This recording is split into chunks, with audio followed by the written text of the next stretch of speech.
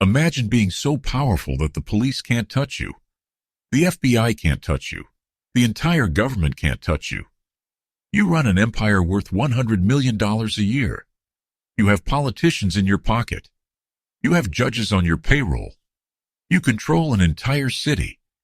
And then you get taken down. Not by a bullet.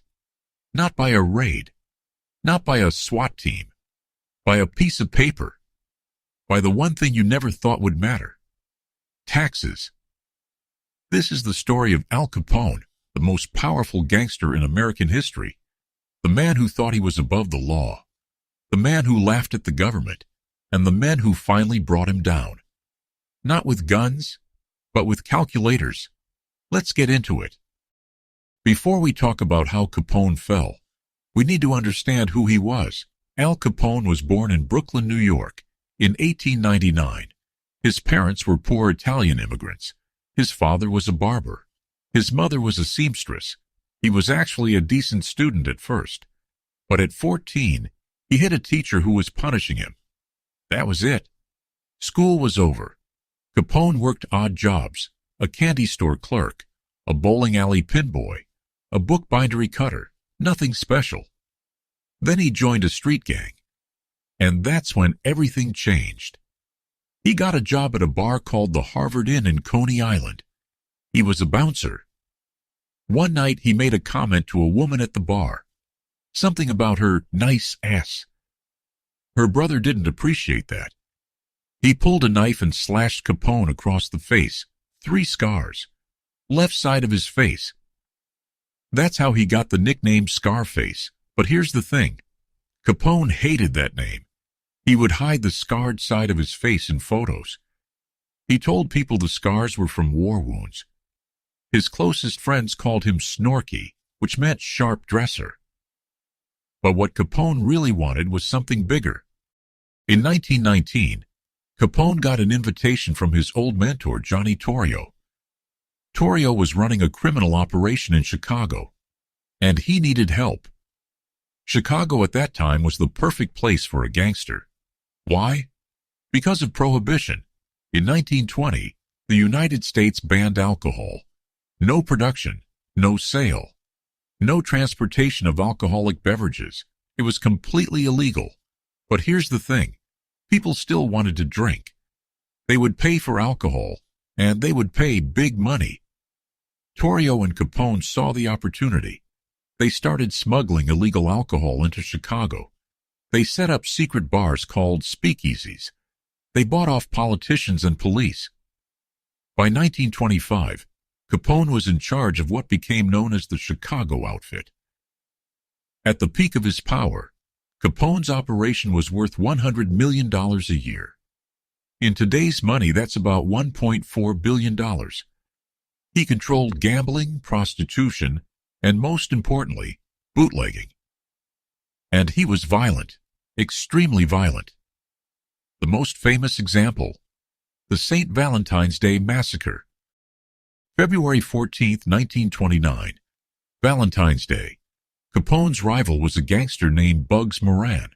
Moran had tried to kill Capone more than once. Capone decided to return the favor. His men dressed up as police officers. They drove to a garage on Chicago's north side where Moran's gang was hanging out. The fake officers lined up 7 of Moran's men against the wall, as if they were conducting a raid. Then they pulled out machine guns, and they opened fire. 7 men dead, shot in cold blood, in broad daylight. But here's the twist. Bugs Moran wasn't there. He saw the fake police cars approaching and ran. The St. Valentine's Day Massacre made national headlines. The public was outraged. Capone was now public enemy number 1. But here's what's interesting. Capone was in Florida at the time. He had an alibi. The police knew he ordered it.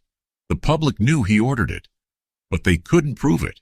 And that was Capone's problem. He was too powerful, too untouchable. The government realized they couldn't get him for murder. They couldn't get him for bootlegging. They couldn't get him for anything. Or could they? President Herbert Hoover was furious. He wanted Capone in prison. But how? The FBI couldn't touch him. The police couldn't touch him. He had too many people on his payroll. So they came up with a different strategy. They would get him on tax evasion. Now, here's the thing. Capone was smart about his money. He always paid for everything in cash. No checks, no records, no paper trail. He bought a mansion in Florida for cash. He paid his staff in cash. He hid his income. But the government had a secret weapon, a team of agents called the Untouchables. They were led by a man named Elliot Ness.